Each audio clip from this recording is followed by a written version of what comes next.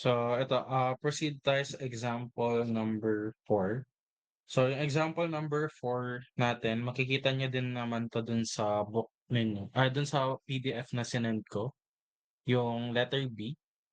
So try lang natin 'to.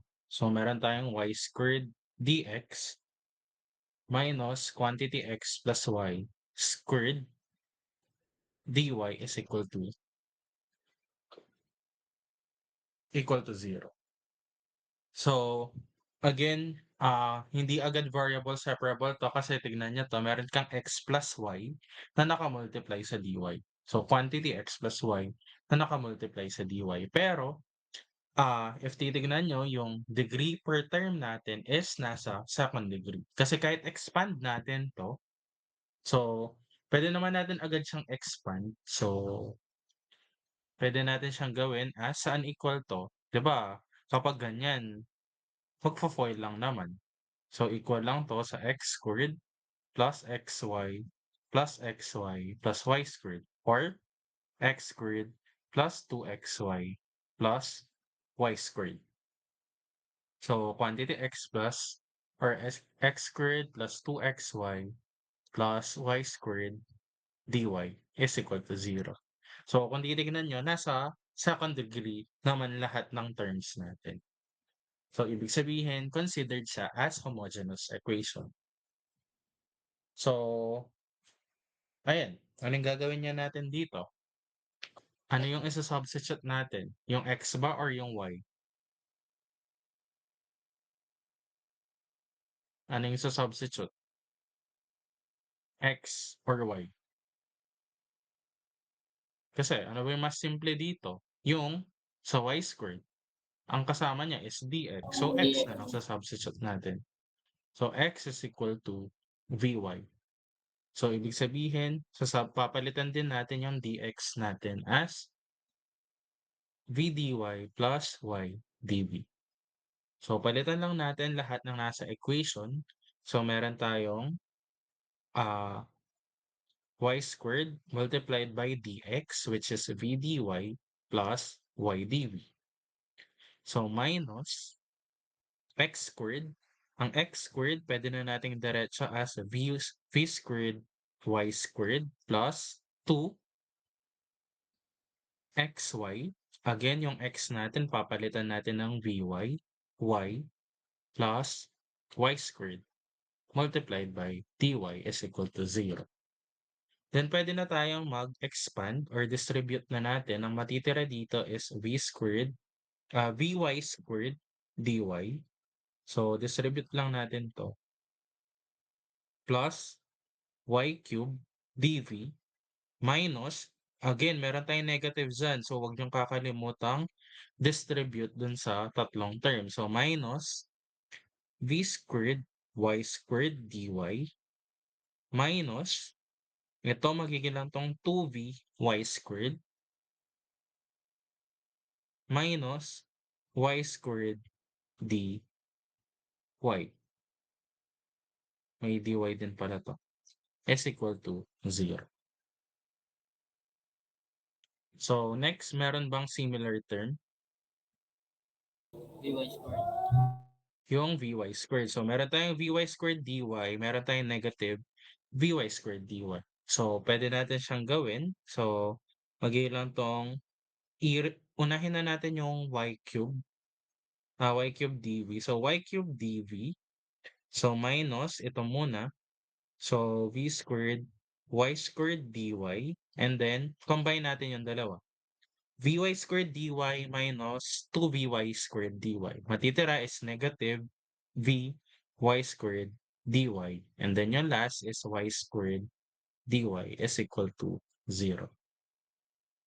So, and then after that, pwede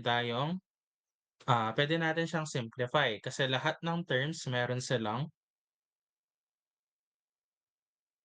y squared. So, divide lang natin both sides of the equation by y squared.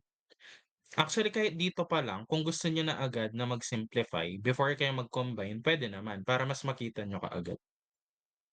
So, nasa sa inyo naman. So, ang matitira natin yan dito is magiging na lang y dv minus v squared dy minus v dy minus dy is equal to 0.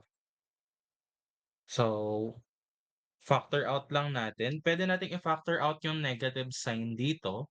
So, kapag finactor out natin yung negative sign, matitira sa loob is v squared plus v plus 1 multiplied by dy is equal to 0.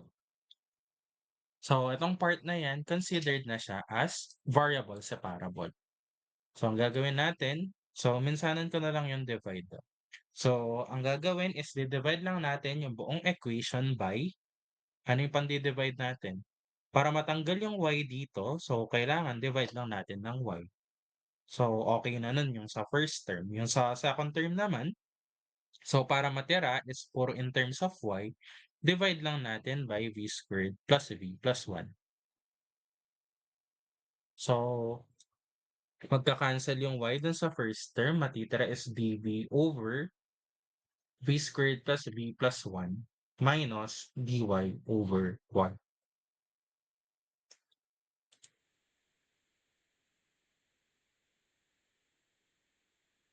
Tsaka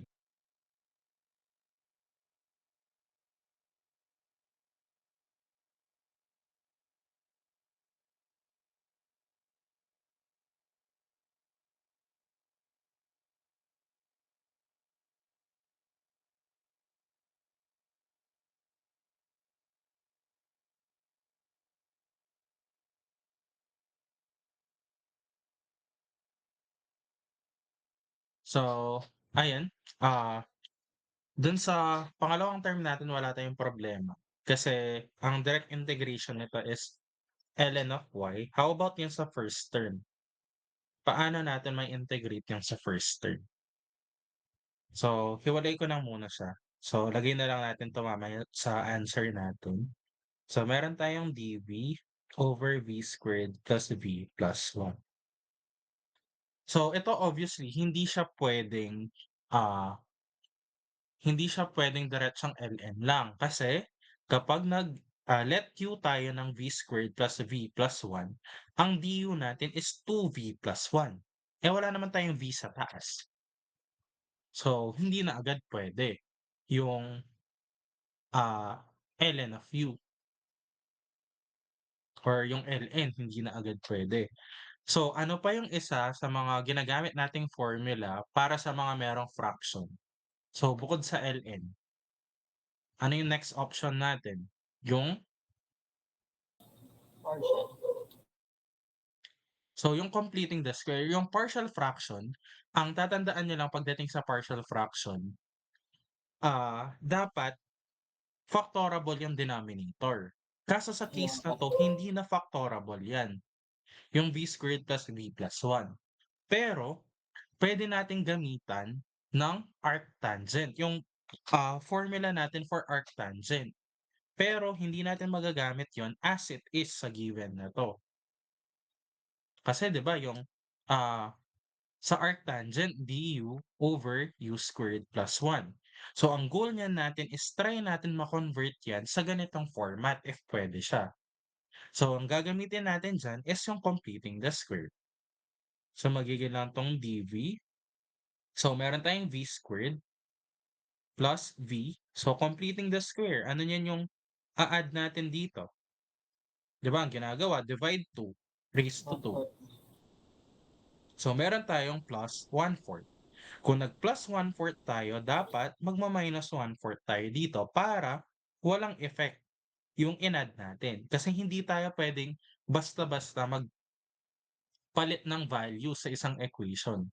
Kasi mag-iiba yung value niya. So, pero ito parang nag-plus 0 lang naman tayo. So, wala naman siyang effect. So, after nun, pwede na natin siyang isulat as dv over ito magiging na tong pwede na natin siyang isulat in square of a binomial. Magiging tong plus v plus ano, v squared plus v plus 1/4. So, magiging na yang v plus 1/2. So, ito, kaya nga nag-completing the square tayo para masulat natin siya sa ganitong format. And then, meron tayong 1 - 1/4. Diretso na natin yung value. 1 - 1/4 3 is over 4. just 3 3 over 4. 4. So, nasa ganitong format na tayo. So, pwede na nating i-check niyan if pwede na ba siya dun sa diretsong arctan lang. Pagdating sa arctan, so if we let u, ito niya yung magiging u, v plus 1/2. Ang du natin is diretsong dv lang. Ibig sabihin, pwede na siya. Pero meron pa tayong isang kailangan kunin. Pagdating sa mga inverse, ano pa yung isang kailangan kinukuha? Yung, di ba formula natin dito is, ano yung formula? Integration. 1/a arctan of u over a. Ibig sabihin, kailangan pa natin makuha yung value ng a, which is, ito lang naman, yung kasama niya. So, a squared pala to. Ayan. So, ibig sabihin, ang a squared natin is 3 over 4. So, kunin lang natin yung square root ng both side. Ang a natin is square root of 3 over 2. So, meron na tayong a, meron na tayong u.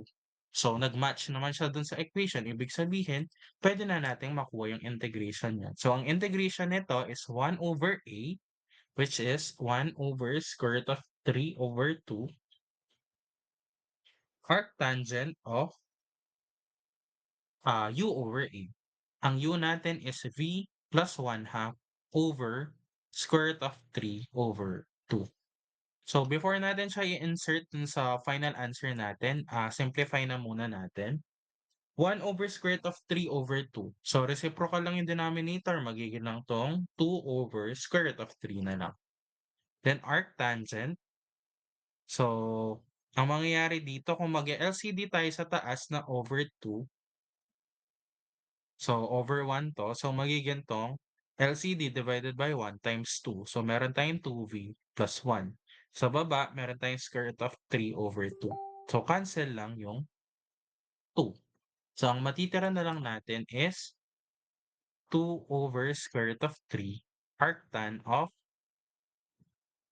2v plus 1 over square root of 3. Then, pwede na natin siyang balik dun sa integration kanina, which is meron lang niyan tayong minus ln of y. So, answer niyan, idugtong na lang natin dito ln of y is equal to c. Pero again, hindi pa siya final answer kasi kailangan pa nating ibalik yung v. Ang v natin, so from this equation, magiging lang tong v is equal to x over y. So, babalik lang natin. So, 2 over square root of 3 arctan of 2 multiplied by x over y plus 1 all over square root of 3 minus ln of y is equal to c.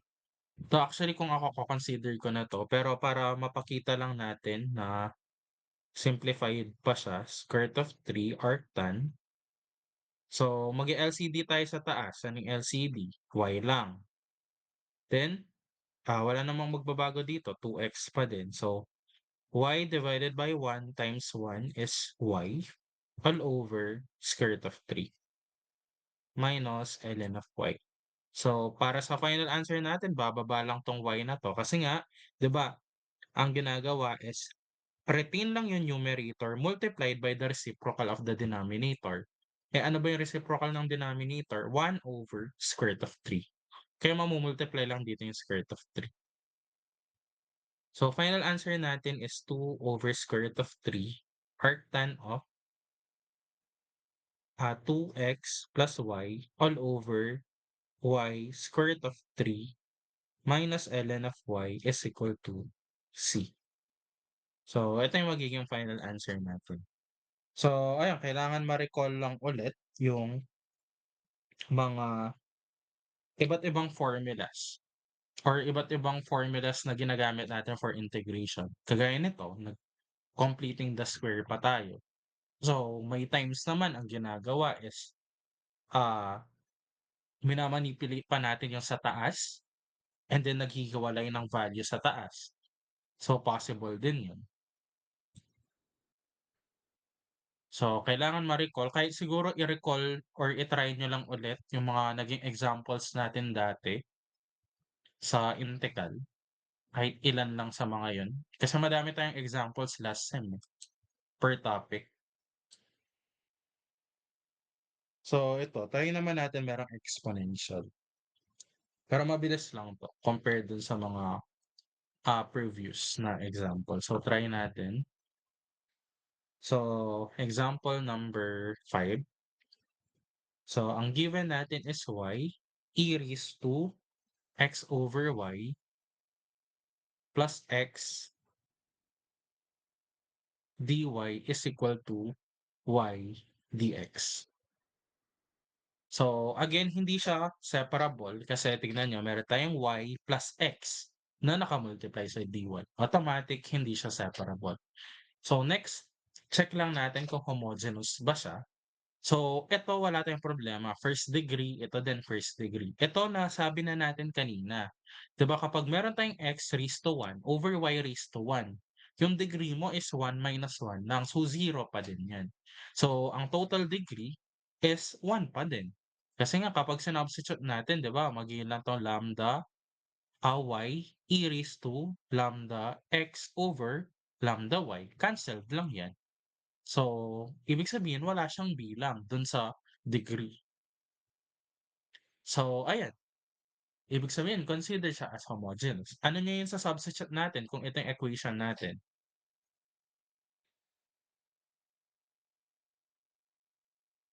Y is equal to Vx ba? Yes, sir. Kasi 'di ba ito yung mas simpleng term natin, y dx. So, yung x na lang dun na lang tayo sa x magsa-substitute. So, isa pa yan, kasi baka everytime dapat tinitignan niyo yung equation, baka lagi niyong tinitignan yung unang nakasulat, dx agad. So, possible naman kasi 'pag, bali-baligtad natin sila. So, ang sa-substitute natin dito is x, is equal to Vy and yung dx is equal to V dy plus y dv. So, substitute lang. So, magiging lang 'tong, y e raised to yung x natin papalitan lang natin ng Vy over y plus again yung x meron tayong multiplied by Vy, multiplied by dy is equal to y dx. Palitan lang natin yung dx ng v dy plus y dv. So, ito canceled lang. Ang matitira natin, y e raised to v na lang. Then, distribute na agad natin yung dy. So, magiging lang tong y e raised to v dy plus vy dy is equal to, substitute din natin to, vy dy plus y squared dv.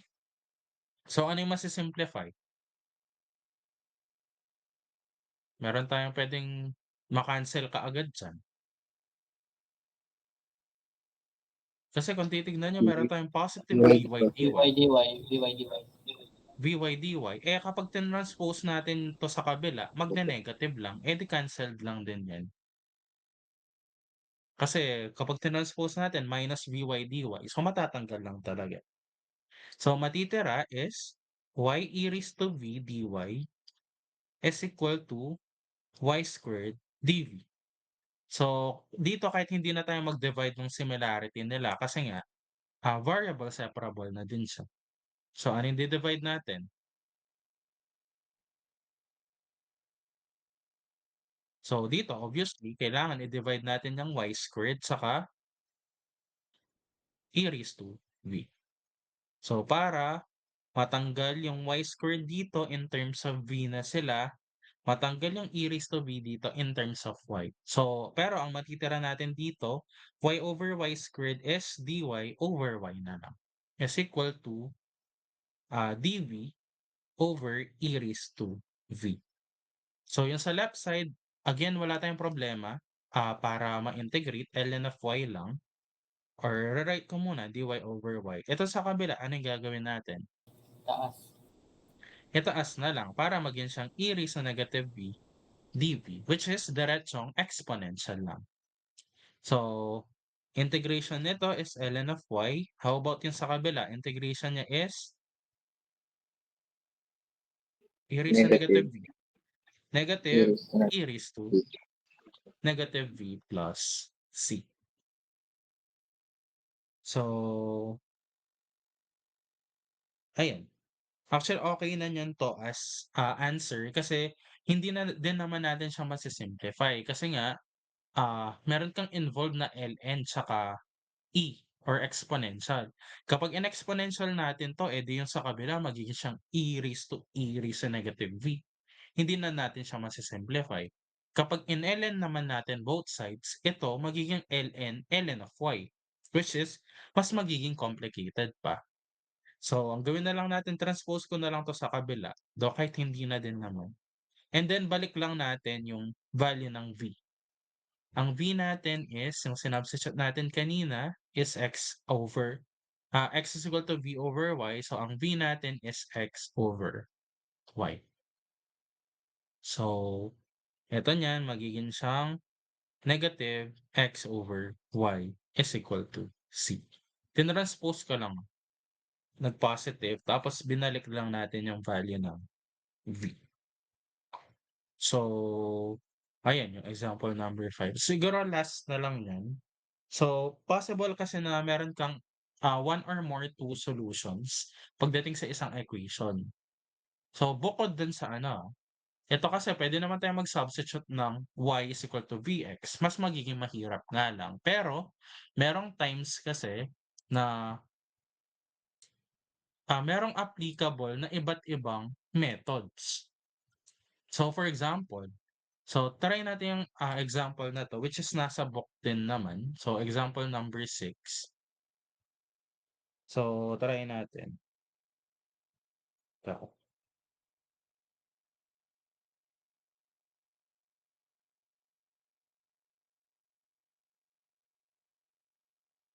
So, ito, example,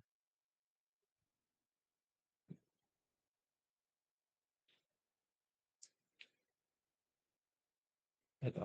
Ang given is y squared dx plus xy dy is equal to 0. So, yan na yung example natin. Pero kung titignan niyo yung example natin, ano yung unang mapapansin niyo dun sa example? Y squared dx plus xy dx. Considered naman siya as variable separable, pero kung titignan niyo yung terms natin, considered din siya as homogeneous equation.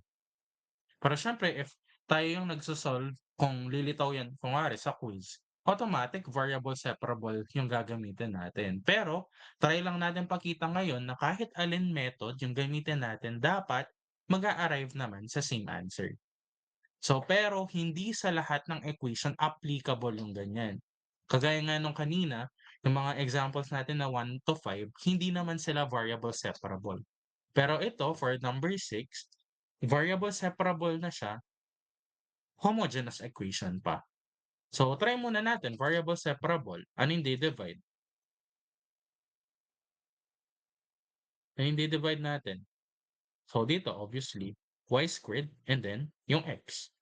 So, divide lang natin ng buo by y squared x.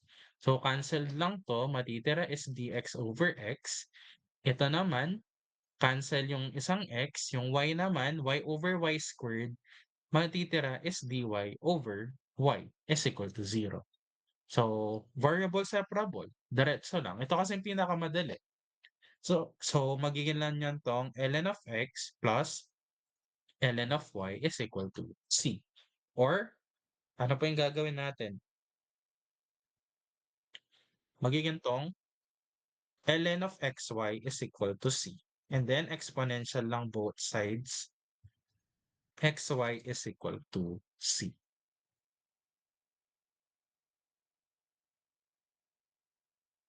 Daan.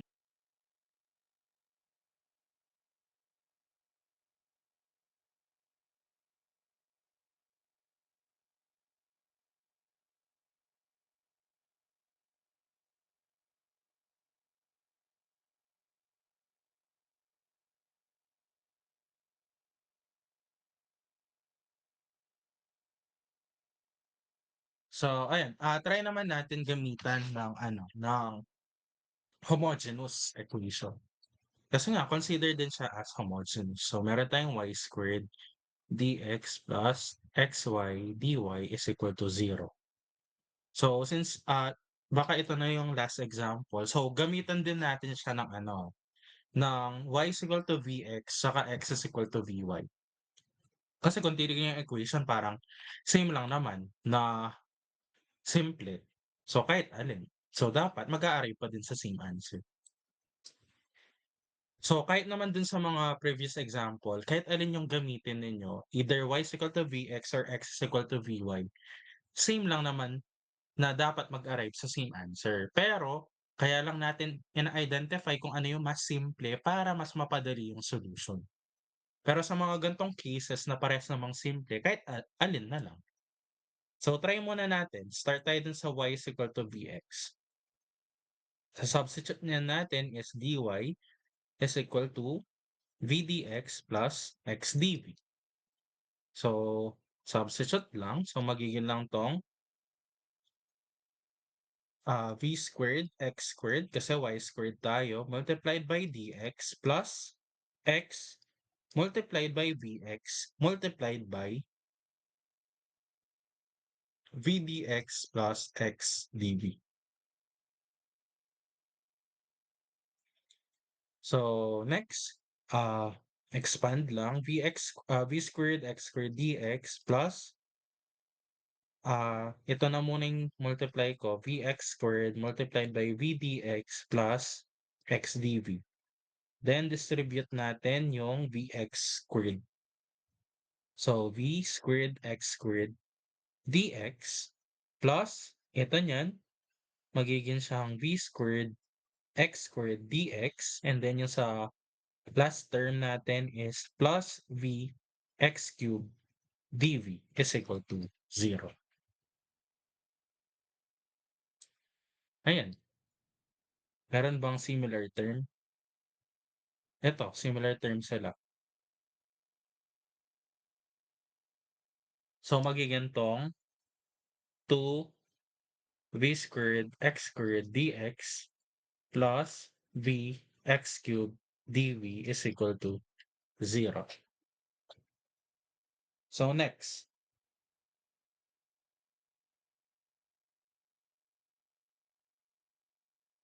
Ano yung gagawin next? Divide both sides by x squared.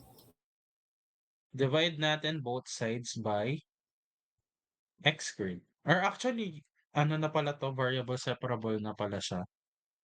So, kasi total naman dalawang term or nakahiwalay na sila parehas. So, tsaka dx and dv na lang. So, pwede na tayong diretsong variable separable. Ang di-divide niya natin dito, so puro x lang dapat matira is v squared. Dito naman, dapat divide natin siya ng x cubed. So, di-divide lang natin yung buo by v squared x cubed. So, matitira is 2, cancel to.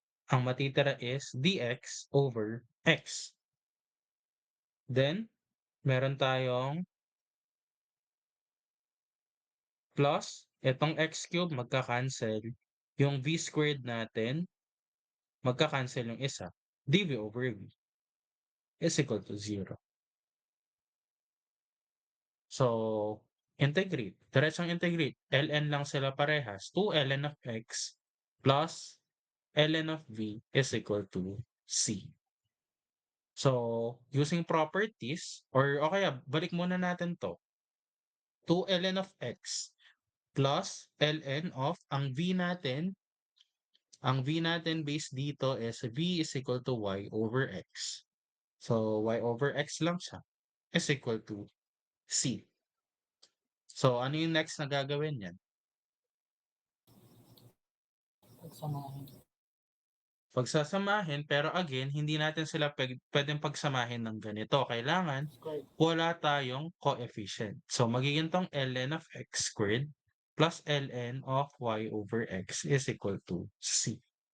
Or ln of, pagsamahin na natin, x squared multiplied by y over x is equal to c. So, cancel lang yung isang x. Ang matitira natin is ln of xy is equal to c. So, again, exponential lang. Ang final answer natin is xy is equal to c. So, kaya nga, kahit aling method na pwede or na applicable, pwede natin silang gamitin. So, same problem pa din, pero this time, gamitan naman natin siya na x is equal to vy. So, rewrite ko lang y squared dx plus xy dy is equal to 0. So, ito yung example natin. This time, ang gamitin natin is x is equal to vy. So, and yung dx niya natin, magiging lang tong v dy plus y dv. So, ang y squared, retain lang to. Ang dx natin is v dy plus y dv. Then plus, ang x, papalitan lang natin ng vy, then nakamultiply pa siya sa y, and dy is equal to 0. So, expand lang. So, ito, multiply. Magkakaroon tayo ng vy squared dy plus y cubed dv plus vy squared dy is equal to 0. So again, similar term, combine lang. Meron tayong 2v y squared dy plus y cubed dv. So, diretsong variable sa parabol. So, kailangan divide lang niya natin to both side by v and y cubed. So, divide lang natin ng b multiplied by y cubed. So, cancel to. Cancel naman yung b dito. So, matitira is 2y squared over y cubed or 2 dy over y. Ito, y squared. Cancel lang yan. Matitira dito, 1 na lang. So, plus dv over v is equal to 0. Then, integrate na natin both sides of the equation. So, magiging tong 2 ln of y plus ln of v is equal to c. So, then, properties, itaas lang natin to ln of y squared plus ln of v. Balik lang natin yung value ng v, which is v is equal to x over y. So, meron tayong x over y is equal to c. Then, simplify. So, kailangan lang natin silang combine. So, since plus yan, nakamultiply lang, x over y is equal to c. Again, cancel to. Ang magiging sagot pa rin is ln xy is equal to c. So, exponential lang both sides. So, final answer, mag-a-arrive pa din naman sa xy is equal to c. So, kahit alin doon sa tatlo, so nag-arrive naman sa same answer. Pero syempre, for example, nabigay sa inyo sa quiz, unless na lang papakuha sa inyo ng different solution. Pero if walang gano'n, siyempre automatic kung variable separable naman siya, do'n na kayo agad. Kasi diretso lang, sobrang bilis lang ng solution. So yung homogeneous kasi mahaba, parang pinahaba lang ta's nag-end up lang din pala ng, variable separable. So, ayan yung, lesson natin for homogeneous equation. So, try niyo na lang yan na i-practice. Meron pang remaining problems dun sa book, dun sa mga examples na merong solutions. So, mga 4 pa ata. And then, for your activity, so sagutan niyo lang yung, ah, teka lang. Sagutan niyo yung chapter exercises. Masyadong madami 'to. So, announce ko na lang, yung mga sasagutan na chapter exercises. So, ayun. So, yung next, lesson niya natin will be about exact equations. So, ayun, okey na siguro 'to.